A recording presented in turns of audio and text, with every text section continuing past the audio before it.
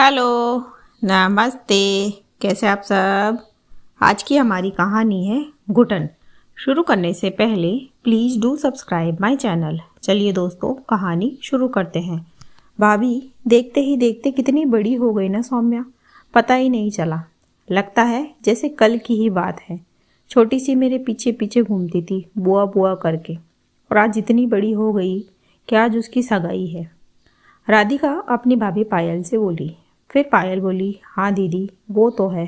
अब बस एक ही चाहत है मेरी कि मेरी सौम्या को बिल्कुल रवि जीजाजी, राधिका का पति जैसा पति मिले। तब राधिका तपाक से बोली, नहीं भाभी, प्लीज़ ऐसा मत कहिए। बोलकर राधिका चुप हो गई और पायल हैरानी से उसे देखने लगी। दरअसल आज राधिका की भतीजी सौम्या की सगाई है, इसीलिए वो अपने पति और बच्चे, बेटा दीपक और बेटी नव्या के साथ अपने मायके आई हुई है। उसके मायके में उसके भाई भाभी पायल और प्रदीप के साथ उनके बच्चे, बेटा आदित्य और बेटी सौम्या भी है। राधिका के माता पिता नहीं है। अब लड़कियां तो पार्लर गई है और लड़के प्रदीप और रवि के साथ सगाई वाले हॉल पर गए हैं तैयारियां करवाने। और पायल और राधिका घर पर अकेली थी, तो दोनों अतीत के गलियारों में खो गई। फिर पायल बोली, दीदी ऐसा क्यों कह रही हो आप, जबकि जीजाजी तो आपसे कितना प्यार करते हैं। वो तो यहाँ आते हैं तब भी आपको अकेला नहीं छोड़ते, हर समय आपके पीछे पीछे घूमते रहते हैं। अरे आसपास की सारी लड़कियां तो यही कहती है कि पति हो तो आपके जैसा। फिर राधिका एक गहरी सांस भरकर बोली, हाँ भाभी, वो तो है। और जब नई नई शादी हुई थी तब तो मुझे भी रवि का मेरे पीछे पीछे घूमना बहुत अच्छा लगता था। पर धीरे धीरे मुझे समझ आ गया कि ज़रूरत से ज़्यादा कोई चीज़ अच्छी नहीं लगती, चाहे वो प्यार ही क्यों ना हो। और सच बताऊं भाभी, रवि के प्यार से ना कभी कभी मेरा दम घुटता है, मुझे घुटन होती है। फिर पायल बोली, क्या मतलब। अरे हर लड़की यही चाहती है कि उसका पति उसे ढेर सारा प्यार करे, और आप कह रही है कि आपको घुटन होती है। फिर राधिका बोली, हाँ भाभी, सही कह रही हूँ मैं।